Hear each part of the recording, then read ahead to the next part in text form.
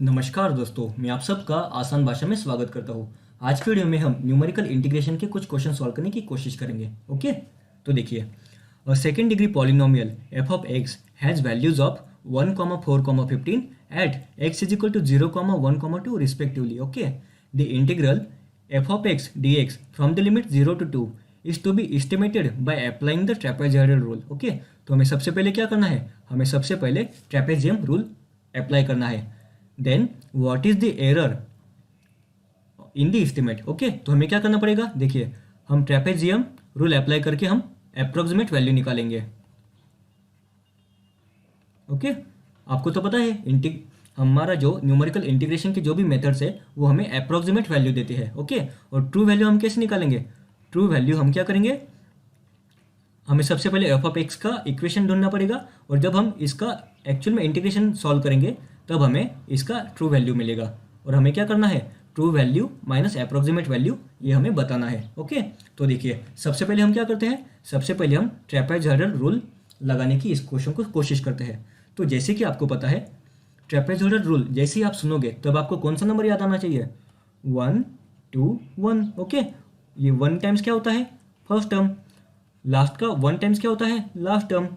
Plus 2 times remaining terms होती है। Okay, और यहाँ पे बाहर h/2 आ जाएगा। ये है हमारा ट्रेपेजॉइडल रूल का फॉर्मूला। ओके, ये तो आपको पता ही है। अब देखिए, यहाँ पे हमें टेबल की गिवन वैल्यू डायरेक्टली दे चुके हैं। ओके, यहाँ पे उन लोगों ने एफ ऑफ एक्स का हमें इक्वेशन नहीं दिया। इस क्वेश्चन में उन्होंने क्या किया है? उस क्वेश्चन को ट्विस्ट कर दिया है। ओके, तो देखिए, हमें एक्स की वैल्यू दी गई है और हमें एफ ऑफ एक्स की भी वैल्यू दी गई है। अगर एक्स की वैल्यू 0 होगी तो वाई एफ ऑफ एक्स की वैल्यू 1 होगी। ओके, अगर x की वैल्यू 1 होगी तो एफ ऑफ एक्स की वैल्यू 4 होगी, और अगर x की वैल्यू 2 होगी तो एफ ऑफ एक्स की वैल्यू 15 होगी। ओके, ये हमें यहाँ पे रिस्पेक्टिव वैल्यूज दी गई थी। अब हमें क्या करना है? देखिए, ये हमारा है y0, यही हमारा है y1 और यही हमारा है y2। ओके, यहाँ तक तो आप लोगों को सभी बातें पता है।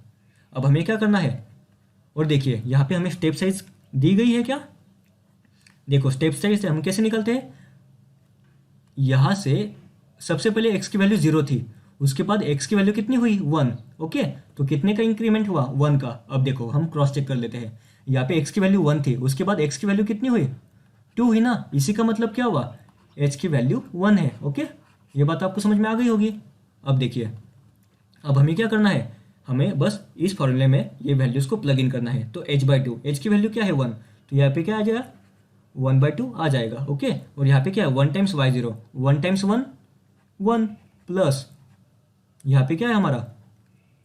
2 टाइम्स, यहाँ पे क्या है? y1, तो 2 times 4 plus 1 times yn, 1 times yn मतलब 15, तो यहाँ पे आ जाएगा। ओके, अब देखिए, 1 प्लस 8 9, 9 प्लस 15 24, 24/2 12। ओके, तो न्यूमेरिकल मेथड से, मतलब ये ट्रेपेजियम मेथड से हमारा जो इक्वेशन था गिवन, उसका सॉल्यूशन 12 आ गया। अब हमें क्या करना है?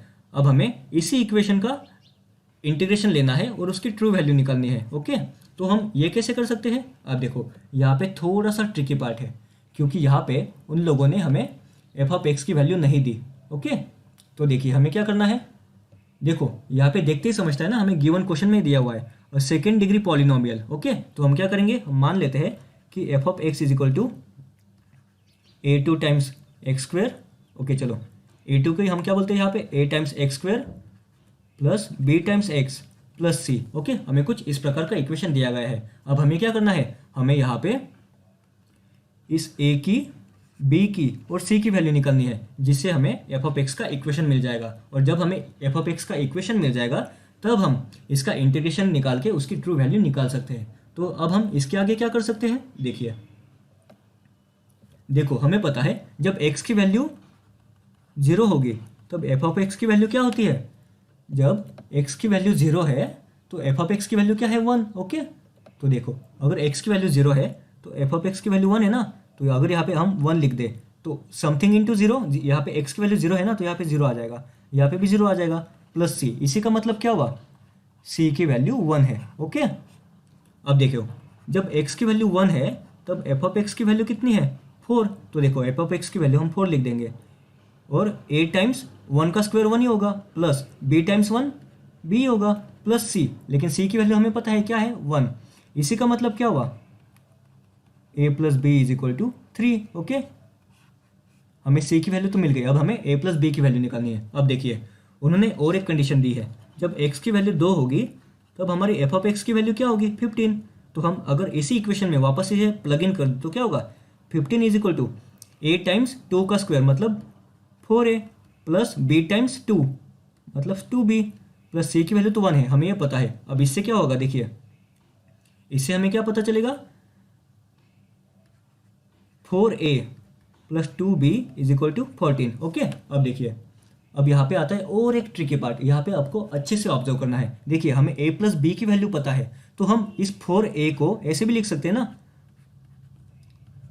2a plus 2a। ओके, और यहाँ पे plus 2b is equal to 14। अब देखिए हमें इसकी वैल्यू पता है कि a प्लस बी की वैल्यू 3 है, तो 2 टाइम्स a प्लस बी की वैल्यू क्या होगी 6। ओके, अगर इस इक्वेशन की वैल्यू 6 है और यहाँ पे 14 है, इसी का मतलब क्या हुआ 2a की वैल्यू क्या है हमारी 14 माइनस 6 8। इसी का मतलब क्या हुआ a की वैल्यू हमारी है 4। ओके, यहाँ से हमने 4 की वैल्यू निकाल ली। और इसी का मतलब क्या हुआ b की वैल्यू क्या है, b की वैल्यू -1 है। तो देखिए हम क्रॉस चेक कर लेते हैं 4 माइनस 1 3। ओके, तो ये सब सही है।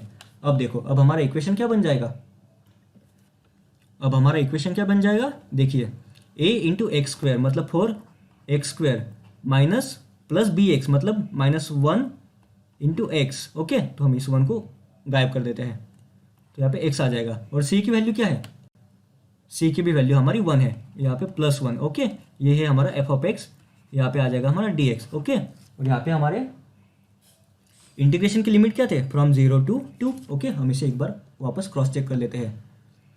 हमारी इंटीग्रेशन की लिमिट क्या है from 0 to 2 f of x d x. Okay, अब देखिए अब हमें क्या करना है, अब हमें बस इस इक्वेशन को इंटीग्रेट करना है विथ रिस्पेक्ट टू एक्स। तो ये क्या होगा 4 times x cube by 3 minus x square by 2 plus x. यहाँ पे लिमिट्स की वैल्यू क्या डालनी है फ्रॉम 0 टू 2। ओके, अब देखिए 4/3 टाइम्स 2 का क्यूब मतलब 8। ओके, माइनस 2 2 जा 4 4/2 2 प्लस 2। ओके, तो देखो -2 + 2 तो 0 हो जाएगा। इसका सोल्यूशन क्या हुआ 32/3। ओके, इसका सोल्यूशन क्या हुआ 32/3। अब देखो अब हमें क्वेश्चन में क्या पूछा गया था, हमें पूछा है कि हमें एरर निकालना है। एरर का मतलब क्या true value minus approximate value. तो अब हम इस क्वेश्चन को कैसे सॉल्व कर सकते हैं, देखो अब तो हमें पता चल गया ना, हमने ये इंटीग्रेशन से निकाला ना, तो ये हमारी हो गई ट्रू वैल्यू। ओके, तो हमें एरर कैसे निकालेंगे हम true value minus approximate value. तो देखो यहाँ पे अपॉन 3 है ना, तो हम यहाँ पे भी अपॉन 3 लाएंगे। तो 36 माइनस 32 माइनस 36 क्या हुआ -4/3। इसका एरर क्या आएगा -4/3। ओके, तो -4/3 इस क्वेश्चन का सोल्यूशन हो गया। आ गई बात समझ में। तो देखिए आप इस क्वेश्चन को एक बार और अच्छे से ऑब्जर्व करिए। इसमें हमें क्या बोला गया था, इसमें हमें x की और f ऑफ x की डायरेक्ट वैल्यू दी गई थी। ओके, नहीं तो हमारे नॉर्मल क्वेश्चन में क्या होता है, हमें x देते हैं और हमें f ऑफ x की वैल्यू नहीं देते, हमें f ऑफ x का फंक्शन देते हैं। लेकिन इन्होंने क्या किया, इन्होंने हमें x की भी value the, f of x की भी वैल्यू दी, और हमें इस क्वेश्चन को रिवर्स इंजीनियरिंग से सॉल्व करना पड़ा। मतलब ही क्या, हमें इसे उल्टा करके सॉल्व करना पड़ा। हमें f ऑफ x निकालना पड़ा, बाद में उसकी ट्रू वैल्यू निकालनी पड़ी, और एरर निकालने के लिए true value minus approximate value का हमने यूज किया और हमारा सोल्यूशन आ गया। अब देखिए हमारे इस क्वेश्चन में हमें क्या बोला गया है, a calculator has an accuracy up to 8 digits after decimal place. Okay, the value of integration from 0 to 2 pi sin x dx। Okay, हमें इसकी वैल्यू पूछी गई है। When evaluated using calculator by trapezoidal method with 8 equal intervals to find significant digit is what. Okay, तो देखिए हमें इस क्वेश्चन को with the help of trapezoidal method solve करने के लिए बोला है, और हमें क्या बोला गया है कि इसके 8 इक्वल इंटरवल्स लेने हैं। मतलब ही क्या, देखो अगर हम x की वैल्यू 0 से स्टार्ट करें, ओके, तो ये क्या है देखिए 0 से 2 पाई जाता है, तो हम h की वैल्यू कैसे निकालते हैं, upper limit minus lower limit upon number of equal intervals. तो इसमें इंटरवल्स कितने दिए गए हैं 8। इसी का मतलब क्या हुआ h की वैल्यू हो गई हमारी π/4। ओके, तो देखो x की वैल्यू अगर 0 से स्टार्ट होती है तो 0 के बाद वैल्यू क्या आएगी, π/4। π/4 के बाद प्लस अगर हम π/4 ऐड कर दें इसमें तो क्या होगा, π/2। π/2 में अगर प्लस π/4 ऐड कर दे तो इसका आंसर क्या होगा हमारा, π/4 प्लस π/2 का आंसर क्या होगा हमारा 3π/4। ओके, 3π/4 में अगर हम प्लस π/2 π/4 कर दे तो ये क्या होगा पाई। ओके, देखिए इसके बाद अगर हम इस पाई में प्लस π/4 कर दे तो क्या होगा, लाइकवाइज आप एक से आगे जा सकते हो और आपको क्या करना है, f(x) में x की वैल्यू ये डालनी है जिससे कि आपके y0 y1 y2 की भी वैल्यू आ सके। ओके, यहाँ पे आपका जो भी वैल्यू आएगा वो आएगा y0, यहाँ पे आपका जो भी वैल्यू आएगा वो होगा y1, यहाँ पे जो होगा वो y2। लाइकवाइज आप आगे सॉल्व कर सकते हो। आपको क्या करना है, ये x की वैल्यू है ना वो इस फंक्शन में डालनी है। ओके, तो देखिए साइन ऑफ 0 0, साइन ऑफ π/4 क्या होता है, sine of π/4 is 1/√2। Okay, likewise आप इसे सॉल्व कर सकते हो। लेकिन देखिए यहाँ पे हमें जो क्वेश्चन दिया गया है ना, यहाँ पे हमें जो भी क्वेश्चन पूछा गया है अगर उसको हम ग्राफिकल फॉर्म में समझने की कोशिश करें तो देखिए साइन एक्स का ग्राफ कैसे होता है, कुछ इस प्रकार। ओके, यहाँ पे है हमारा π/2, यहाँ पे है हमारा पाई। ओके, और यहाँ पे है हमारा 2π। हमें क्या बोला गया है, फ्रॉम 0 to 2π। अब देखो अगर आप यहाँ पे एक सिंपल से ऑब्जर्व करो, यहाँ पे जितना एरिया इसका पॉजिटिव है ना उतना ही एरिया इसका नेगेटिव होगा। इसी का मतलब क्या हुआ, अगर हम इसका इंटीग्रेशन निकाले तो इसका आंसर 0 ही होगा ना। ओके, चाहे आप किसी भी मेथड से इसे सॉल्व करो इसका आंसर 0 ही होगा। क्यों, अगर आपके मन में सवाल होगा ना कि ऐसा ही क्यों, तो देखिए इसका सिंपल सा रीज़न है। देखो एक्स एक्सिस के अपर साइड में जितना एरिया है साइन एक्स का उतना ही उसके लोअर पार्ट में है ना, तो इसका एरिया प्लस इसका एरिया अगर हम इनकी एडिशन करें तो हमारा आंसर 0 आएगा ना।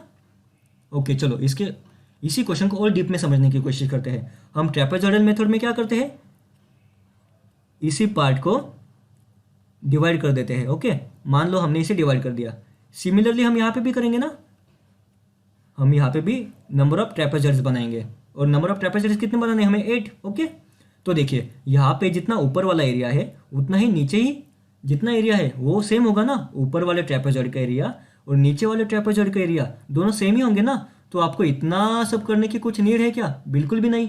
ओके, आप डायरेक्टली इसका आंसर 0 लिख सकते हो, तो इसका आंसर हो जाएगा ऑप्शन ए। आ गई बात समझ में। तो देखिए हर बार आपको स्टेप वाइज सॉल्व करने की नीड नहीं होती। अगर आप अच्छे से क्वेश्चन को समझो और ऑप्शंस को अच्छे से केयरफुली ऑब्जर्व करो तो आप डायरेक्टली भी क्वेश्चंस को सॉल्व कर सकते हो। ओके, ठीक है, हम नेक्स्ट क्वेश्चन को देखते हैं।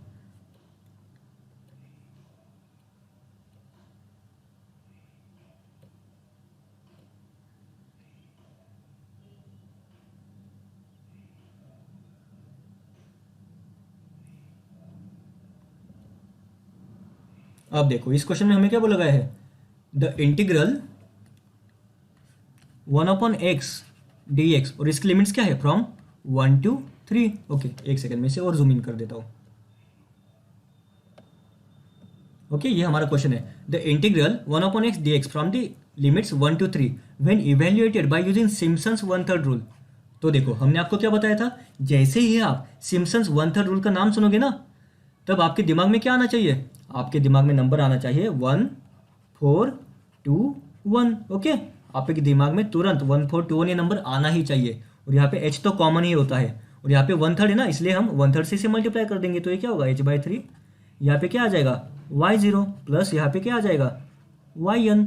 ओके, और यहाँ पे हमारी ऑड टर्म्स और यहाँ पे 2 से मल्टीप्लाई इवन टर्म्स, यहाँ पे हमारी ऑड टर्म्स और यहाँ पे हमारी इवन टर्म्स। ओके, तो जैसे ही आपको ये नाम दिख रहा है ना सिम्पसन्स 1/3 रूल, तो तुरंत आपको ये फॉर्मूला, तुरंत आपको ये नंबर 1 4 2 1 ध्यान में आना ही चाहिए। ओके, अब देखिए और यहाँ पे हमें क्या बोला गया है, ऑन 2 इक्वल सब intervals each of length 1। Okay, हमें क्या बोला गया है, 2 इक्वल सब इंटरवल्स। ओके, तो देखो अगर हमारा कोई फंक्शन है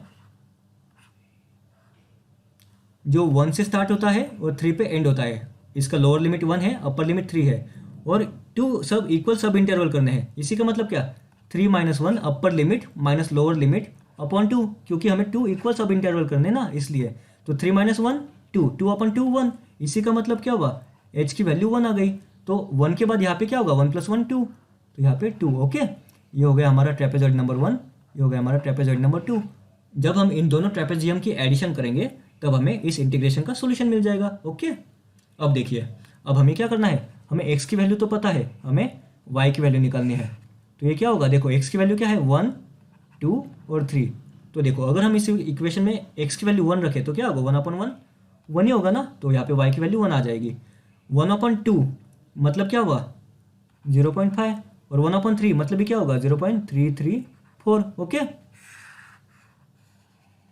तो हमने क्या किया, हमें यहाँ पे x की वैल्यू पता थी, वो हमने इस इक्वेशन में प्लग इन कर दी, और अब हमें यहाँ पे y0 की वैल्यू मिल गई, y1 की वैल्यू मिल गई और y2 की भी वैल्यू मिल गई। ओके, अब हमें क्या करना है, अब हमें बस इन्हीं वैल्यूज़ को इस फंक्शन में प्लग इन करना है। तो ये क्या होगा, देखो h की वैल्यू क्या है 1, तो यहाँ पे क्या होगा 1/3, 1 × y0, 1 × y0 क्या है 1, मतलब 1 × 1 1, plus 4 times odd terms, odd term तो बस यहाँ पे एक ही है, मतलब 4 टाइम्स 1/2, 4 टाइम्स 1/2 प्लस 1 टाइम्स ये 0.334 का ही मतलब क्या, 1/3। ओके, और यहाँ पे A1 टर्म्स कोई है ही नहीं, इसलिए ये 0 आ जाएगा। ओके, अब देखिए 1/3 इन ब्रैकेट 1 + 2 + 1/3। ओके, 1 + 2 + 1/3। तो अगर हम इसे सॉल्व करें तो हमारा सोल्यूशन क्या बनेगा, 1/3 + 2/3 + 1/9। ओके, या फिर हम इसे और सिंप्लीफाई कर सकते हैं। देखो यहाँ से हम डायरेक्ट ऐसे लिख सकते हैं ना, 1 + 2 3, 3 + 0.33 क्या होगा, 3.33/3 है ना, तो इसका सोल्यूशन क्या होगा, 1.11। ओके, तो 1.11 इस क्वेश्चन का सोल्यूशन हो गया, मतलब इसका हमारा सोल्यूशन हो गया ऑप्शन सी। ओके, तो आपको समझ में आ गया ना। देखो ये क्वेश्चंस बहुत आसान होते हैं। आपको इस क्वेश्चन में क्या करना था, आपको बस जैसे आपने पढ़ा कि सिम्पसन्स 1/3 रूल है, तो आपने फॉर्मूला लिख के निकाला, उसके बाद यहाँ पे बोला है कि 2 इक्वल सब इंटरवल्स है, तो इससे आपने h की वैल्यू निकाल दी। और आपको क्या करना है, आपके पास h की वैल्यू है, आपके पास y0 y1 y2 की भी वैल्यू है, तो आपने क्या किया, बस इस फॉर्मूले में इसको प्लग इन कर दिया और आपका सोल्यूशन आ गया। ओके, ठीक है।